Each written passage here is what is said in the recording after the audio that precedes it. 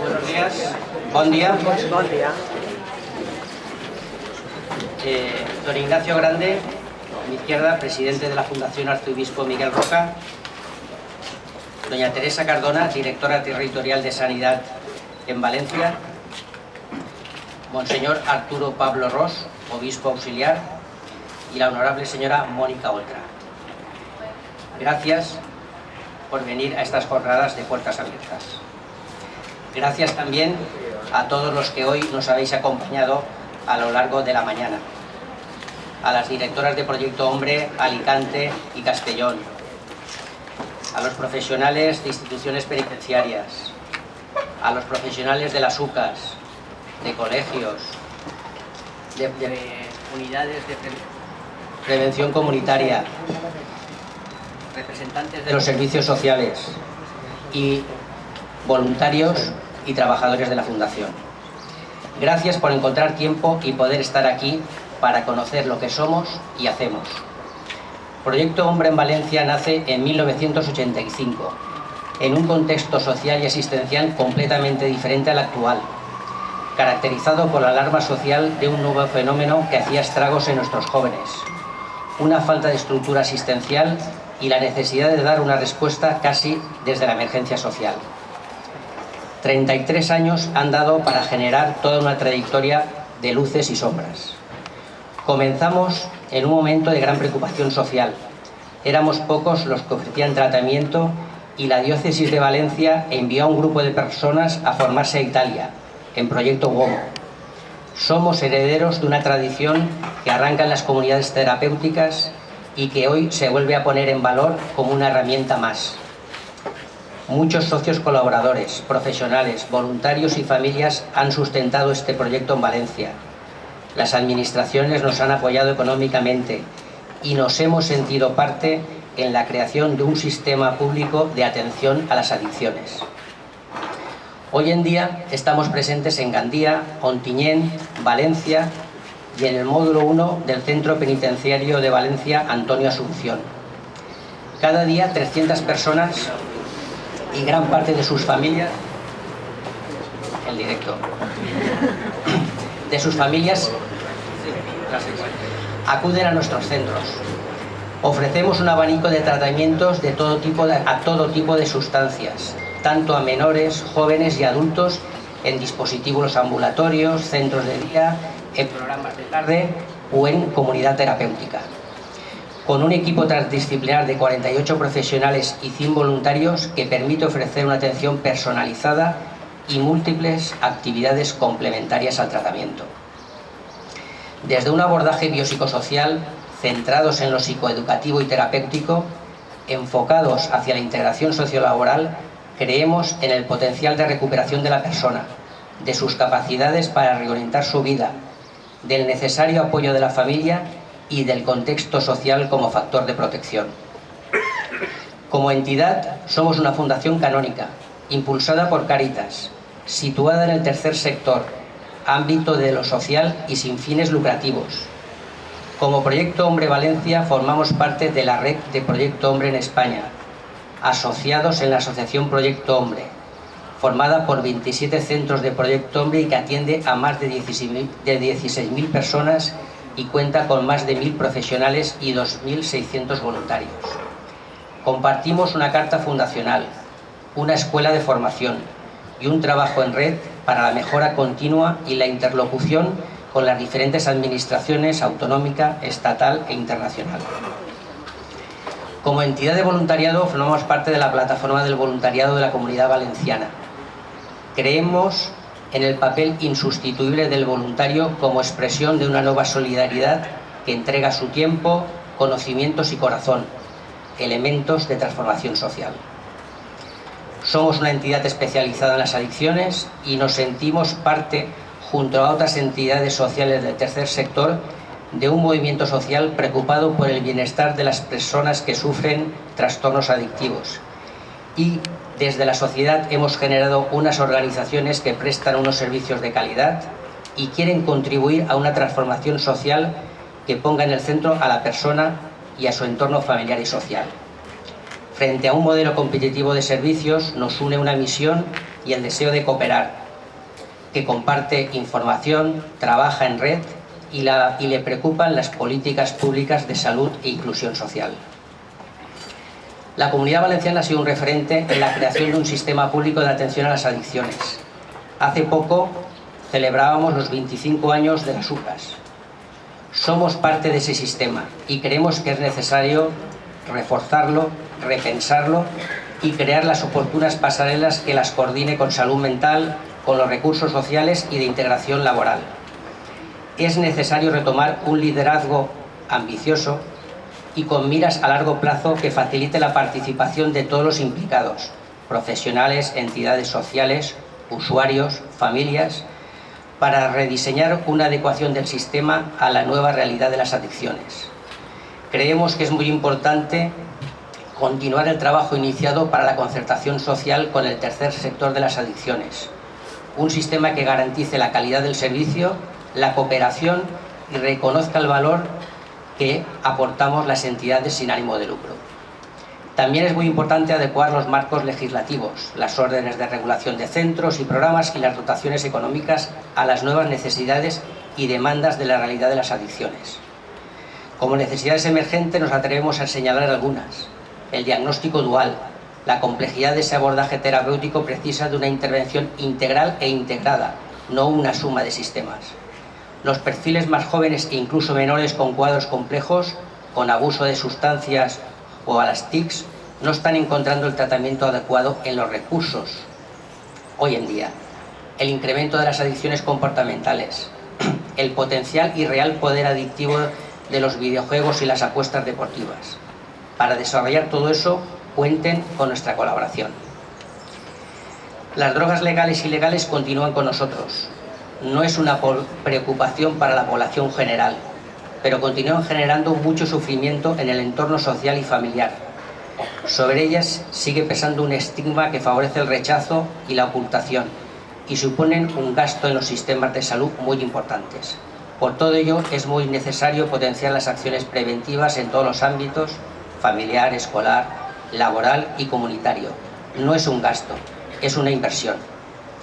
Y para finalizar, desde una opción de servicio y bien común, nos tendrán siempre abiertos al diálogo y a la cooperación con todos los agentes y con las diferentes administraciones. Gracias.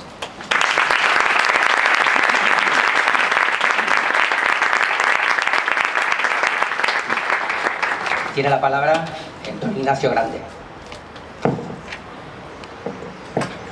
Buenos días. Unirme a las palabras de Vicente, de nuestro director, sobre todo de agradecimiento a todas aquellas personas que a lo largo de la mañana han estado en esta jornada y sobre todo a las personas que hoy nos acompañan.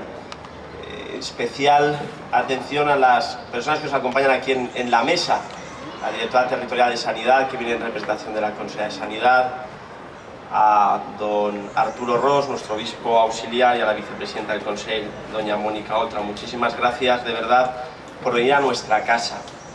Mirad, hoy estamos en una jornada de puertas abiertas, pero no queremos, y creemos que así estamos trabajando durante estos más de 30 años, que esto sea una única jornada de puertas abiertas, sino que todos los días en esta casa es una jornada de puertas abiertas. Hemos intentado durante estos 30 años que esta casa sea una casa de acogida, una casa que acoja sin preguntar a cualquier persona que llame a nuestra puerta, una casa que además sea capaz, y así lo intentamos, de acompañar a las personas que más sufren. Entendemos que la asistencia, el dar, muchas veces resulta improductiva si detrás no hay una auténtica dedicación y una preocupación casi amorosa por la persona que sufre, por el más frágil, por el más débil. Es aquella persona a la que tenemos que poner el punto y el foco de atención. Somos una institución que crece a diario, que nos renovamos, que también aprendemos y que aprendemos a ser mejores. Yo creo que hoy es importante En primer lugar, tener un recuerdo agradecido hacia todas aquellas personas que con sus vidas han escrito la historia y la vida de Proyecto Hombre, pero sobre todo aquellas personas de las cuales aprendemos muchísimo.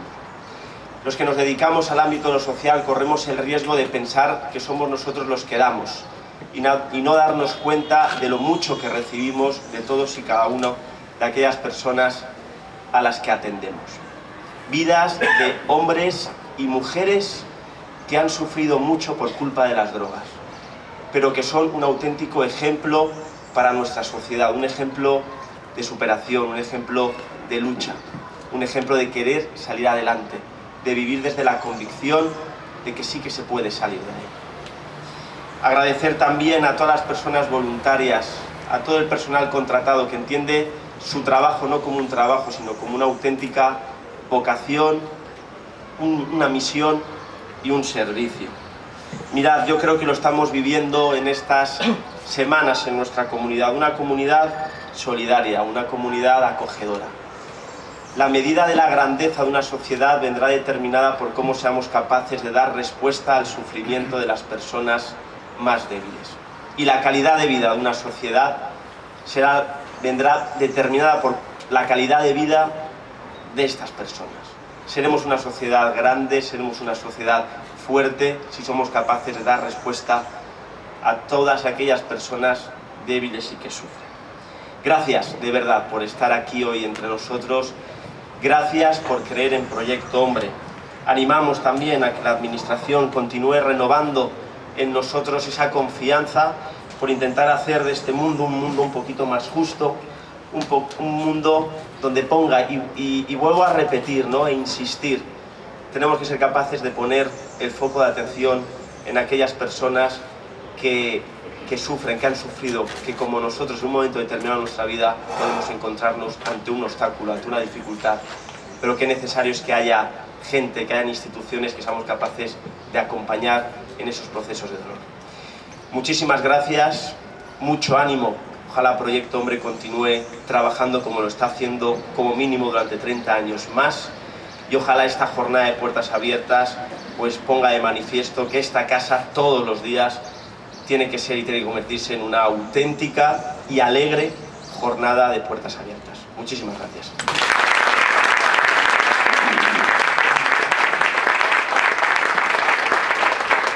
La palabra a doña Teresa Cardona.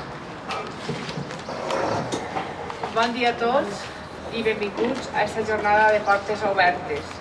En nom de la Conselleria de Sanitat Universal i Salut Pública Anna Barceló i en el meu propi, vull agrair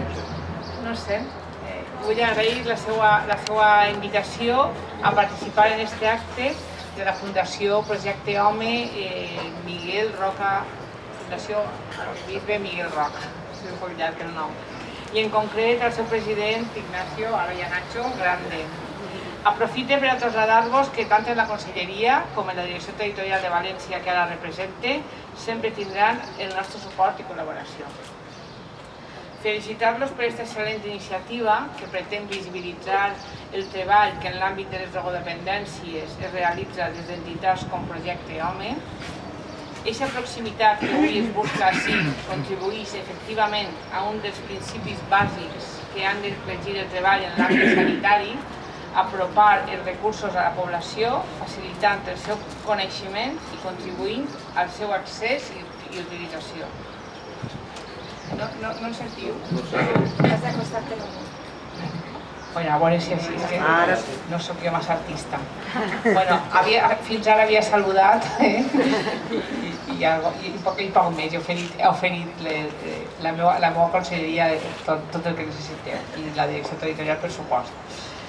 Encara que sabem que actualment el problema de les drogodependències no es troba entre les principals preocupacions més reconegudes per la societat valenciana, els que dia a dia treballeu en aquest apassionant però complex àmbit sabeu que el fenomen de les drogues i les drogodependències segueix constituint una amenaça per a la salut de tots, dels joves i adults, d'homes i dones, sense diferenciar classe o origen social, i enfront d'això, el treball de milers de professionals ha contribuït a construir i consolidar una xarxa socioassistencial pública, la valenciana, capacitada per oferir una resposta integral que inclou tots els aspectes biopsicosocials que convergeixen en un trastorn addictiu. Sens dubte va ser i és el moviment associatiu del que el projecte HOME constitueix un dels seus màxims exponents, el que va facilitar en un moment d'epidèmia, com va ser quan va aflorar el problema de l'heroïna, que es canalitzara la demanda social cap al que havia de ser una atenció de qualitat a tots els afectats.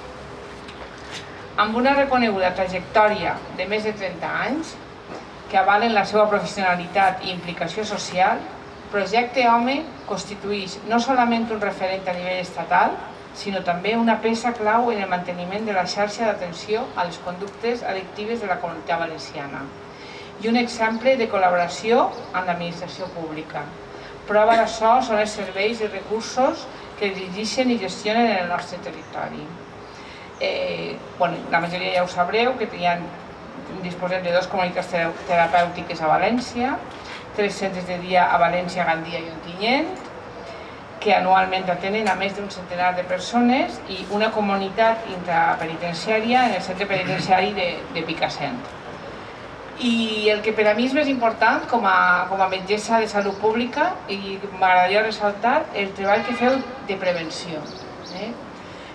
Tant a la població més jove a través dels seus programes de prevenció universal, com també una prevenció selectiva i inclús indicada per a col·lectius molt concrets. En concret, heu realitzat, este any passat, heu treballat amb més de 140 adolescents consumidors i amb les seues famílies. Jo crec que el quid de la qüestió és treballar molt en prevenció i evitaríem arribar a. Parlem, per tant, d'un ampli treball que va des de la prevenció amb la població més jove fins als processos de rehabilitació en col·lectius més marginats. Si tinc una mà sola, se m'ho passaré la fulla. Però, sens dubte, el més significatiu és el valor qualitatiu d'aquests programes i serveis. El que caracteritza a Projecte HOME des del seu origen és l'aposta per un model d'intervenció que situa a la persona en el centre del procés terapèutic, com el seu protagonista principal, tractant d'identificar les causes que indueixen a la persona al trastorn addictiu i efectuant l'abordatge des d'un marc educatiu terapèutic per aconseguir que la persona recuperi la seva autonomia, el sentit de responsabilitat amb la seva pròpia vida i l'entorn i la seva capacitat per a prendre decisions. Per tot això, tan sols en queda reconèixer la tasca i el treball, en algunes ocasions invisible, de la Fundació i de tots i cadascun dels seus professionals. L'esforç de l'organització per mantenir-se sempre al peu del canó, renovant-se i acreditant la seva inestimable tasca en el camp dels trastorns addictius. Moltes gràcies a tots.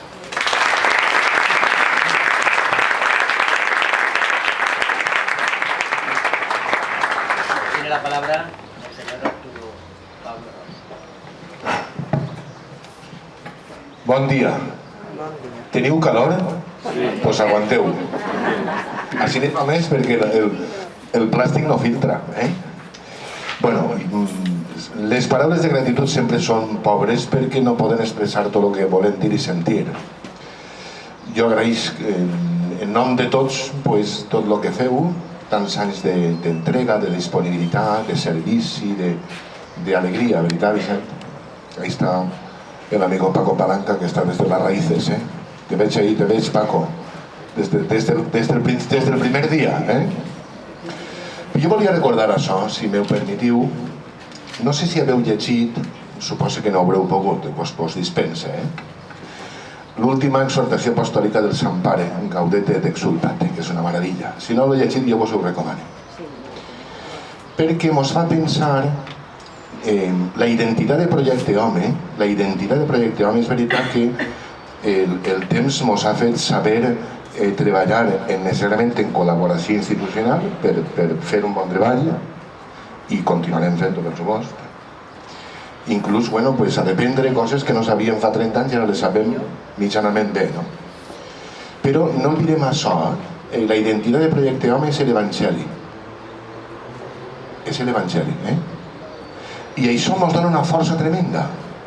És veritat, inclús, la capacitat real, la necessitat d'obrir-nos permanentment a lo nou, per saber respondre a les realitats immediates que ens presenta aquesta societat, les addiccions antigues i les noves que Vicent nombrava en les seues paraules, no? La identitat és l'Evangeli. Ha fet referència a aquest escrit del Sant Pare Francesc. N'hi ha un número de l'exhortació apostòlica que jo vinc repetint permanentment els últims dies, perquè me crea molt d'entusiasme. És el número 131, per si podeu buscar-lo. I fa referència a això. Diu, la mirada compassiva de Jesús es entrañable. La mirada compassiva. Pero al mismo tiempo, digo el Papa, que la mirada compasiva para nosotros no nos tiene que paralizar. Se convertís en misión. És a dir, nosaltres, des de l'Evangeli, que estem cridats a l'això, devem exigir-nos una mirada compassiva al món. A totes les realitats, sense distinció, ninguna, no les podem fer, seríem anti nosaltres mateix, veritat? I al mateix temps que aquesta mirada compassiva se convertisca en missió, en tarea. I la mirada compassiva del nostre Senyor era per això, ho sabeu, però jo vull recordar-ho, perquè a mi me fa de recordar-ho. La mirada compassiva del nostre Senyor sempre era buscant el bé, la llibertat i la dignitat de l'altre. Per a molts, entonces, en la vida del nostre Senyor, per a molts, aquestes actituds eren escandaloses. I a ell li costa la creu. Sense mirar, al contrari, buscant sempre el bé, la dignitat de l'altre, la llibertat de l'altre, la felicitat de l'altre. Les arrels de projecte de són eixes. La dignitat de la persona, la llibertat de la persona, el bé de la persona, el futur de la persona, la felicitat de la persona. Per això el treball que feu els tècnics i especialment el treball que feu el voluntariat està en aquest desig i en aquest compromès de futur. Bueno, tenim que celebrar 30, 40, 50, 100, perquè l'Evangeli sempre estarà viu i nosaltres sempre estarem disposats a fer-lo efectiu. Agraïs, antes d'acabar, agraïs la presència de tots, molt especialment de les institucions, en molt de goig a vostès i de la vicepresidenta, s'han vist 2 dies seguits, per causes nobles. I agraïm jo agraïs personalment, ella ho sap, la cordialitat, la proximitat i el desig de, més que col·laboració, de caminar junts per el bé dels demés, que és el que forma part de la nostra essència. Gràcies.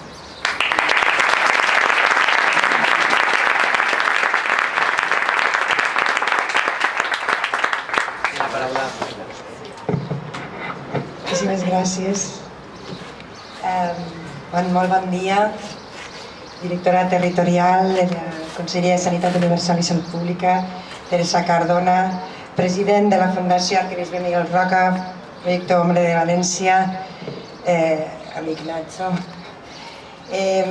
Bisbe auxiliar de València, Artur Arròs, certament, ens estem veient pràcticament tots els dies. Alguna volta també ens veiem a la porta de la vicepresidència, furtivament ahir. Director també de la Fundació, Vicent, Andrés, amics i amigues, m'encanta estar així. Vull començar donant-vos les gràcies. A més, en un pati, però haig d'agarrar-lo perquè si no, no. En un pati harmònic, ple, que heu omplit, que a més ens agermana així en la natura, no? I genera un ambient molt d'anar en el mateix barco, mai millor dit en esta setmana que hem tingut, no? D'estar en una travessia comuna, precisament per lo que s'ha dit en esta taula, no? Per centrar la política en la persona, per posar en el centre les necessitats, les capacitats, les esperances, els anhels també d'eixa persona i que la nostra intervenció s'adapte a eixa persona i no que eixa persona se tinga que adaptar a la nostra intervenció.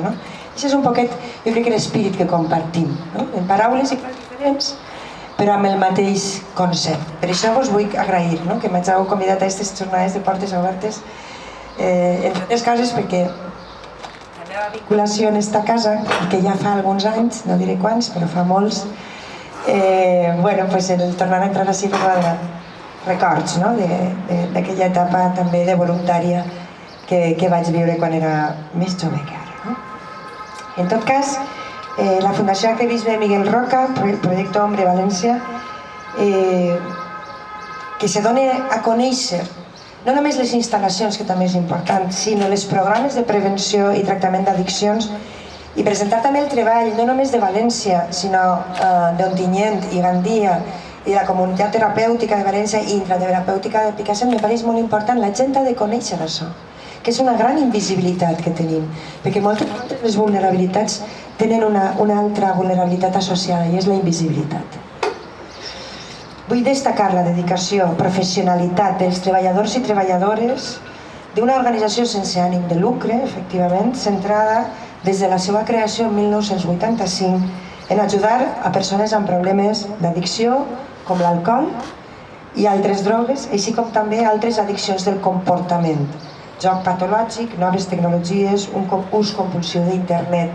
Una de les coses que més m'ha sobtat al preparar esta intervenció i que m'ha recordat una cosa, jo vaig tindre fa anys una conversa en què ara és el meu cap de gabinet, quan començaren a fer els anuncis de joc online en televisió, perquè això abans no passava. I de sobte va haver un dia que començaren a fer els anuncis de joc en televisió. I jo entonces a Miquel, que així es diu el meu cap de gabinet, li vaig dir: Miquel, ja veuràs com d'ací 5 anys Projecte Hombre està ple de persones que s'han fet addictes a jugar online en estos jocs que anuncien la televisió. I avui, quan estàvem preparant això, efectivament, el perfil de les persones usuàries que venen ara sí, des que jo tenia connexió en esta casa, ha canviat moltíssim.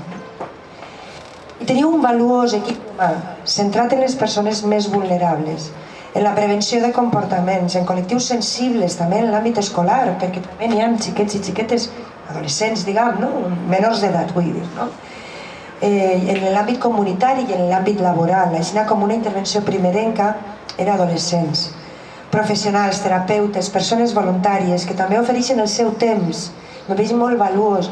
Avui en dia, en una societat com la nostra, quasi el que més valor té en les nostres vides és el temps, perquè és escàs, no?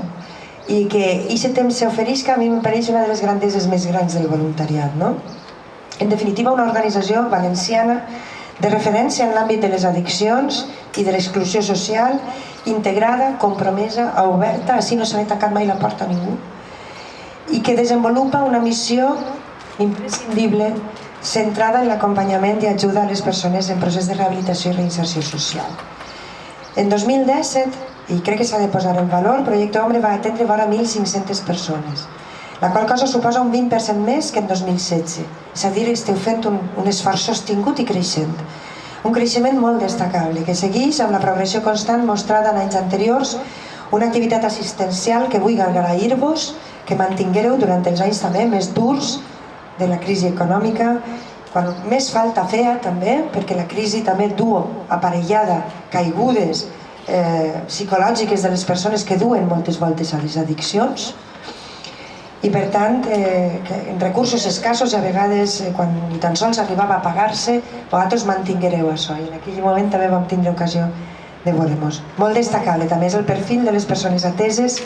En el cas de persones adultes es tracta majoritàriament d'homes entre 35 i 45 anys, consumidors de cocaïna i desempleats, i en el cas de joves i persones adolescents estem parlant també, quasi tot de xics, de 18 anys, consumidors de cànnabis i que són estudiants.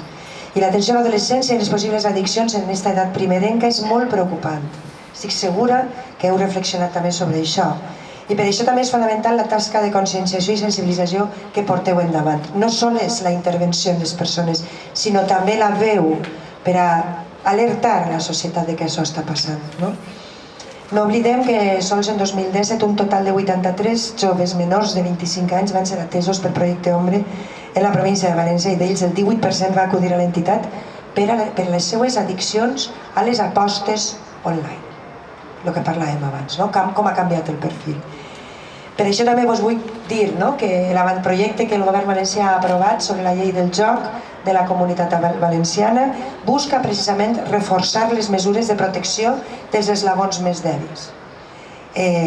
d'esta cadena, com són les persones menors d'edat i les persones amb problemes de ludopatia. En esta línia se reclassifiquen les sancions i passa de greu a molt greu la presència de menors o persones inscrites en el registre de persones excloses d'accés a joc, és a dir, els ludòpates, en una sala de joc. Amb una sola persona menor d'edat dins, la infracció comportarà multes a partir de 6.000 euros, el doble que en l'actualitat, i a més podrà suposar la suspensió de l'autorització i el tancament del local fins a 5 anys.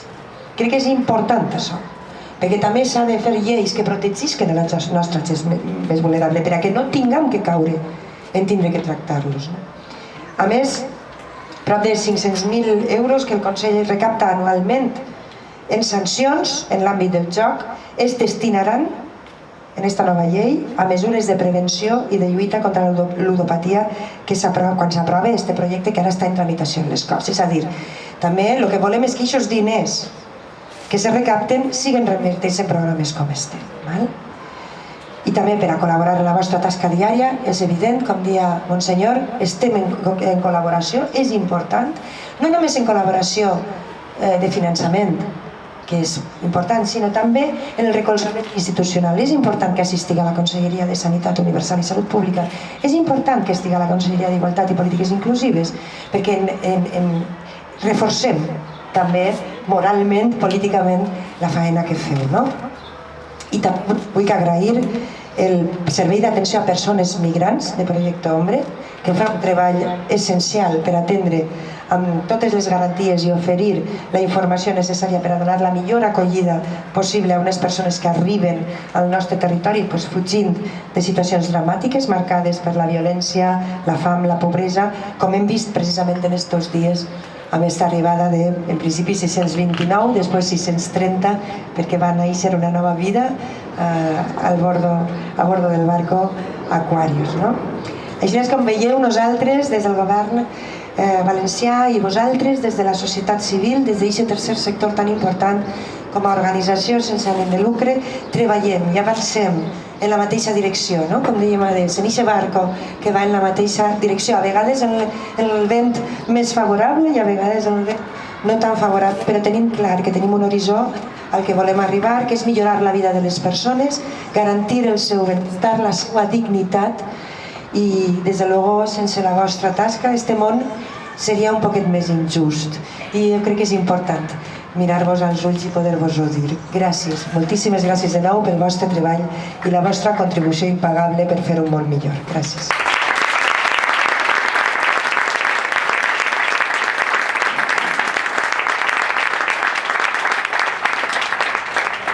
Bien, muchas gracias. Gracias a algunos patrocinadores, ahora podemos disfrutar de un café y algún tentempié aquí detrás. Y gracias a esas empresas que nos han apoyado para poder organizar este pequeño evento. Entonces, podemos pasar ahí detrás. Gracias.